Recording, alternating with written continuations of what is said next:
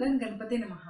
Popular Kannada TV ಚಾನೆಲ್ನ ಎಲ್ಲ ವೀಕ್ಷಕರಿಗೂ ಸುಮಾದೀಪಕ ನಮಸ್ಕಾರಗಳನ್ನು ತಿಳಿಸುತ್ತಾ, ಹಾಗೆ ಹಿಂದೂ ಧರ್ಮದ ಸನಾತನ ಸಂಸ್ಕೃತಿ ಆಚಾರ ವಿಚಾರಗಳ ಬಗ್ಗೆ ತಿಳಿದುಕೊಳ್ಳಬೇಕಾದ್ರೆ ನೀವು ಈ ಕೂಡಲೇ ನಮ್ಮ ಚಾನಲ್ ಸಬ್ಸ್ಕ್ರೈಬ್ ಮಾಡಿಕೊಳ್ಳಿ. ಹಾಗೆಯೇ ಅಲ್ಲೇ ಪಕ್ಕದಲ್ಲಿರುವಂತಹ ಬೆಲ್ ಐಕನ್ ಕೂಡ ಆಕ್ಟಿವೇಟ್ ಮಾಡಿಕೊಳ್ಳಿ. ವೀಕ್ಷಕರೇ, ಈಗಾಗಲೇ ಮಾಸ ಭವಿಷ್ಯ ಪರಿಶೀಲಿಸ್ತಾ ಬಂದಿದ್ದೀರಾ, ಖಂಡಿತ ತುಂಬ ಸಂತೋಷ. ಹಾಗೆ ಬರುತ್ತಿರುವಂತಹ ಜುಲೈ ಮಾಸ 2024 ಜುಲೈ ಮಾಸದಲ್ಲಿ ಈ ಒಂದು ದ್ವಾದಶಿ ರಾಶಿ ಫಲಗಳಲ್ಲಿ ನಮ್ಮದೇ ರಾಶಿ ಇರುವಂತಹ ತುಲಾ ರಾಶಿ ಯಾವ ರೀತಿಯಾಗಿದೆ ಎಂಬುದನ್ನು ನೋಡೋಣ. ಖಂಡಿತ ವೀಕ್ಷಕರೇ, ಈ ಒಂದು ತುಲಾ ರಾಶಿ ಈ ಮಾಸವು ಈ ರಾಶಿಯವರಿಗೆ ಮಧ್ಯಮವಾಗಿರುತ್ತದೆ. ಹಾಗೆ ಈ ರಾಶಿಯ ಅಧಿಪತಿ ಶುಕ್ರ ಇನ್ನು ಈ ಗ್ರಹವು ಪ್ರಾರಂಭದಲ್ಲಿ 9ನೇ ಮನೆಯಲ್ಲಿ ಸ್ಥಿರವಿರುತ್ತದೆ ಮತ್ತು ನಿಮಗೆ ಬಲವಾದ ಸ್ಥಿತಿಗಳ ಫಲಿತಾಂಶಗಳನ್ನು ನೀಡಲಿದೆ ಅಂತ ತಿಳಿಸಲಾಗಿದೆ. ಹಾಗೆ ನಿಮ್ಮ ವೃತ್ತಿಯಲ್ಲಿ ಪ್ರಗತಿಯ ಸಾಧ್ಯತೆ ಇದೆ. ಅದರ ಜೊತೆಗೆ ಉದ್ಯೋಗದಲ್ಲಿ ಬದಲಾವಣೆಯನ್ನು ಸಹ ನೀವು ಸೂಚಿಸುತ್ತದೆ. ಅಂದರೆ ಹೆಚ್ಚಿನ ಸಂಬಳದೊಂದಿಗೆ ಉತ್ತಮ ಸ್ಥಾನದಲ್ಲಿ ಹೊಸ ಕೆಲಸವನ್ನು ಕೂಡ ಪಡೆಯಬಹುದು.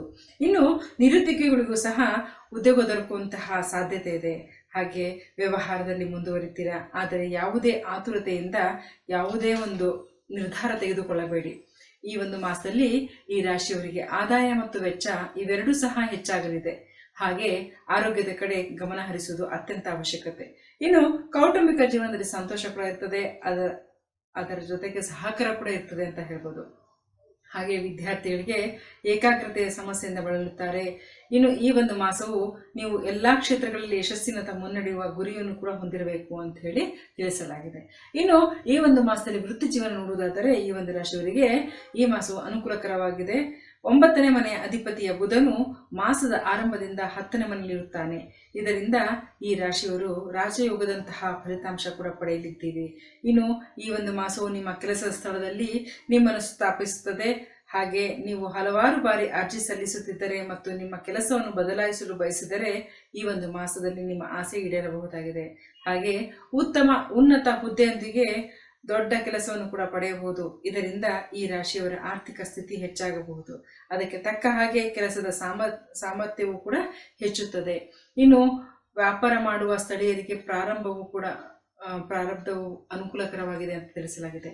ಹಾಗೆ ಮಾರ್ಕೆಟ್ನಲ್ಲಿ ಪ್ರಮುಖ ಸ್ಥಾನವನ್ನು ಪಡೆದುಕೊಳ್ಳುವ ಮೂಲಕ ನೀವು ನಿರಂತರವಾಗಿ ಪ್ರಗತಿ ಸಾಧಿಸಲು ಬಯಸುವಿರಿ. ಹಾಗೆ ನಿಮ್ಮ ಪ್ರಯತ್ನವು ಕೂಡ ಅಧಿಕವಾಗಿರ್ತದೆ ಅಂತ ತಿಳಿಸಲಾಗಿದೆ. ಖಂಡಿತ ವೀಕ್ಷಕರೇ, ಕಷ್ಟಪಟ್ಟರೆ ಫಲ ಅನ್ನೋದು ನಿಜವಾಗ್ಲೂ ಅದೊಂದು ಮಾತು ನಿಜ. ನಾವು ಎಷ್ಟು ಕಠಿಣ ಪರಿಶ್ರಮದಿಂದ ನಾವು ಕೆಲಸನ ಮಾಡ್ತೇವೆ, ಅಷ್ಟೇ ಒಳ್ಳೆ ಫಲಿತಾಂಶಗಳು ನಾವು ಪಡಿತೇವೆ ಅನ್ನೋದು. ಇನ್ನು ಈ ಒಂದು ಮಾಸದಲ್ಲಿ ಈ ಒಂದು ರಾಶಿಯವರ ಹಣಕಾಸು ವಿಷಯ ನೋಡೋದಾದರೆ ಈ ರಾಶಿಯವರು ತಮ್ಮ ಹಣವನ್ನು ಹೂಡಿಕೆ ಮಾಡುವ ಮೊದಲು 100 ಬಾರಿ ಯೋಚಿಸಿ ಅಂತ ತಿಳಿಸಿದ್ದಾರೆ. ಅಂದರೆ ಆತುರ ಪಡಬೇಡಿ, ತುಂಬ ಗಡಿಬಿಡಿ ಮಾಡಬೇಡಿ, ಯೋಚಿಸಿ ನಿಧಾನವಾಗಿ ತಮ್ಮ ಹಣವನ್ನು ಹೂಡಿಕೆ ಮಾಡುವಂತಹ ವಿಚಾರ ಮಾಡಿ ಅಂತ ಹೇಳಿ. ಯಾಕಂದರೆ ಸ್ವಲ್ಪ ನೋಡ್ಕೊಂಡು ಮಾಡಬೇಕು ಇನ್ವೆಸ್ಟ್ಮೆಂಟ್ ಮಾಡಬೇಕಾದ್ರೂ ಕೂಡ. ಇನ್ನು ಮಾಸದ ದ್ವಿತೀಯಾರ್ಧದಲ್ಲಿ ಮಂಗಳವು 8ನೇ ಮನೆಗೆ ಪ್ರವೇಶಿಸಿದಾಗ ನಿಮ್ಮ ಕೆಲವು ಬಾಕಿ ಬರುವಂತಹ ಹಣವು ದೊರಕಲಿದೆ. ಇನ್ನು ಈ ರಾಶಿಯವರಿಗೆ ತಮ್ಮ 2 ಕೈಗಳಿಂದ ಖರ್ಚು ಮಾಡುವುದನ್ನು ತಪ್ಪಿಸಿಕೊಳ್ಳಬೇಕು. ಇಲ್ಲದಿದ್ದರೆ ನಿಮ್ಮ ಆರ್ಥಿಕ ಪರಿಸ್ಥಿತಿ ಸಮಸ್ಯೆ ಉಂಟಾಗಬಹುದು. ಆದಷ್ಟು ಹಣ ಉಳಿಸಿಕೊಳ್ಳಲು ಪ್ರಯತ್ನಿಸಬೇಕಾಗ್ತದೆ ಈ ರಾಶಿಯವರು. ಯಾಕಂದರೆ ಇವರ ಹತ್ತಿರ ಹಣ ಇರೋದು ಬಹಳ ಕಡಿಮೆ, ತುಂಬ ಖರ್ಚಾಗತ್ತೆ. ಹಣ ಬಂತು ಅಂದ ಕೂಡ ಹಾಗೇನೆ ಹೋಗ್ತಾನೆ ಇರ್ತದೆ. ಆದಷ್ಟು ಸ್ವಲ್ಪ ಉಳಿತಾಯ ಮಾಡಿಕೊಳ್ಳಲು ಪ್ರಯತ್ನ ಪಡಬೇಕು.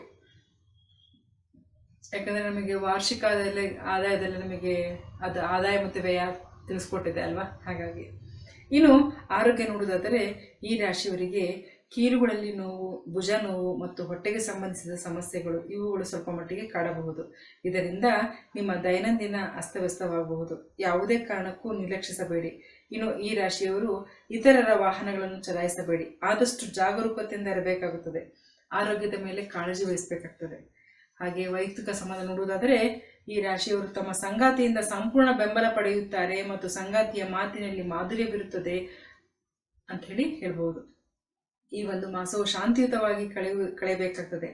ಹಾಗೆ ಒಬ್ಬರಿಗೊಬ್ಬರ ಮೇಲೆ ಅವಲಂಬಿತವಾಗಿರುತ್ತಾರೆ. ನಿಮ್ಮ ಅವಸರದಲ್ಲಿ ನಿಮ್ಮ ಕೋಪವನ್ನು ಕಳೆದುಕೊಳ್ಳಬಾರದು ಮತ್ತು ನಿಮ್ಮ ಸಂಬಂಧವನ್ನು ಉಳಿಸಿಕೊಳ್ಳಲು ಪ್ರಯತ್ನಿಸಬೇಕು. ಇದರಿಂದ ಉತ್ತಮ ದಾಂಪತ್ಯ ಜೀವನ ಕೂಡ ನಡೆಸಬಹುದಾಗಿದೆ ಅಂತ ಹೇಳಿ ಈ ರಾಶಿಗೆ ತಿಳಿಸಿಕೊಟ್ಟಿದೆ.